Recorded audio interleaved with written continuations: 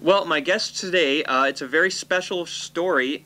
Rob actually rescued Tod from a burning house. So we've got a local hero right here in the studio. I don't know if I'd say that. How did you rescue him? I'm just a regular guy, you know, I work at a Dairy Queen, and I was walking down the street, and suddenly there was a burning house. I was inside.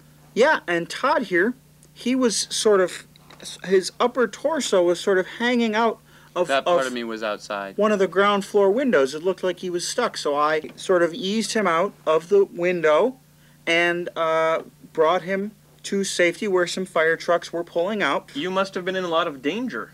Well, yeah, I suppose if, you know, one of the eaves was on fire and it sort of crumbled, it could have got me. The eaves were okay. So you were actually not in any personal danger. I was. How much of the house was actually burning? My room.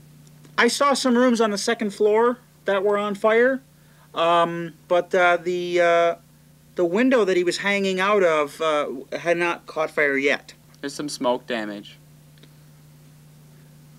But I'm okay. You know, smoke inhalation can kill people. I mean, I've known that to happen. He was actually sticking out the window, though. So yeah, he's hanging out. So the fresh air, probably no smoke. Well, I had passed out. You had passed out? From smoke inhalation. Yeah, and if I hadn't heard him yelling, you know, I don't know what I wouldn't have even noticed him there. You were yelling and you were passed out? Well, it was sort of an unconscious yelling, you know, sort of just a murmur. Like it was more of a murmur. Like sleepwalking? Yeah, you know, I heard this murmuring and sort of rustling, as if someone was stuck in a window. I was. And it was Tod, so I aided him. So you didn't actually go into the house? I did cross the property line.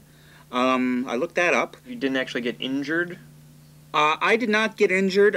Tod might have sustained some bruising. He was really hanging out of that window. My abdomen hurt. Was there actually ever any chance of the fire getting to you hanging out the window before the firemen put it out? Well, there's always a chance. There's always a chance. Not a good one. Fire really spreads. Now, Tod, if Rob, like, let's say he's trapped in a coal mine. Yeah. And you're walking by, would you do the same thing for him?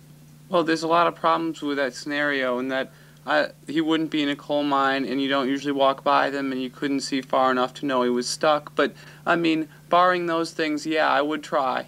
I mean, after all, I owe him one. Now, let's say that I'm trapped.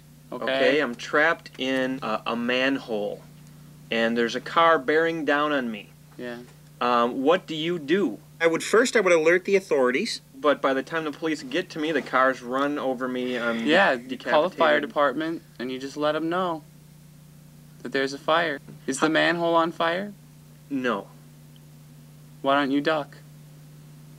I'm stuck. Is there a stop sign?